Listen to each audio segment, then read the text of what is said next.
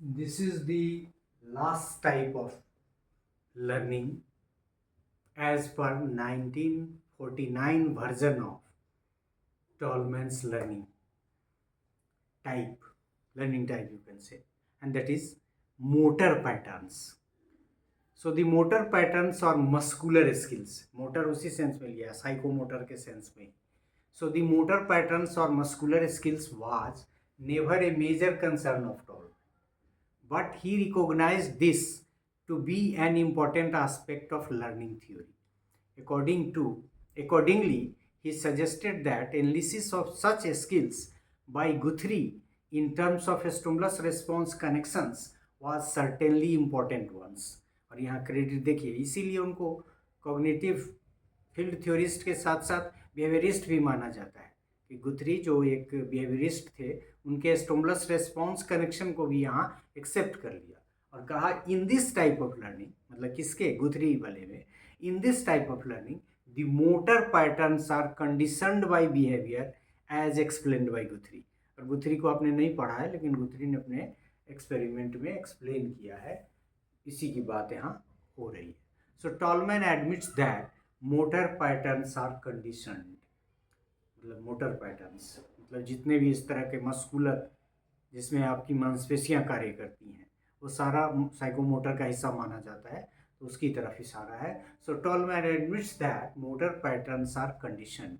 The concept motor patterns refer to the learn associations between stimulus and movement, मतलब stimulus और movement के बीच के रिलेशनशिप में एसोसिएशन की बात करता है. And this is due to the action of motor patterns. You can also say the training of motor patterns. These learned associations emphasize the development of specific sequences of muscular actions to achieve goal. मतलब action, muscular action और गोल के बीच के inter relationship की बात कर रहा है.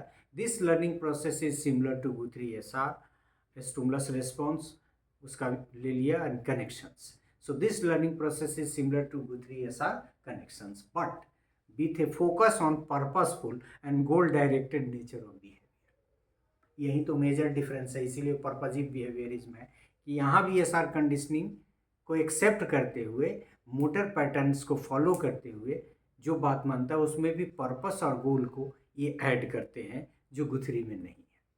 Tall man believed that through experience individuals learn to associate certain stimuli with specific motor actions that lead to desired outcomes.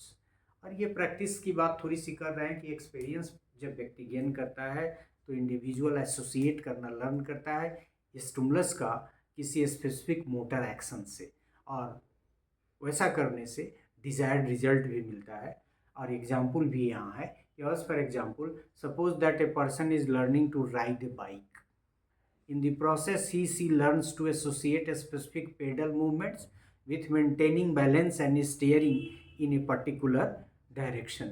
तो यहाँ एक एग्जाम्पल भी लिया. वैसे भी आप लोगों ने यदि नहीं सीखा है तो साइकिल तो सब लोगों ने सीखा है कि आपको बैलेंस बनाना थ्योरेटिकली कितना आसान रहता है, लेकिन जब बैलेंस आप बनाने जाते हैं तो एक कोऑर्डिनेशन, उसी कोऑर्डिनेशन की बात कर रहा है कि pedal movements with maintaining balance and steering. और मोटरसाइकिल में तो और भी है, आपको किसी ने कहा कि नहीं ऐसे धीरे धीरे छोड़ना है, और जब आप छोड़ते हैं तो एक आगे से छूटता है, गाड़ी जंप कर जाती है. उसी तरह का एक एग्जाम्पल यहाँ मोटर पैटर्न्स के लिए लिया और एक कहा कि there is rule of psychomotor aspect and psychomotor aspects can yield the expected result, कि ऐसा करने से, इस तरह से हैंडल करने से ये चीज़ हो सकता है. So this is all about the motor patterns. Thank you for this part as well, and in this way we could learn separately all the 6 types specified by Tolman under his 1949 version. Thank you for this.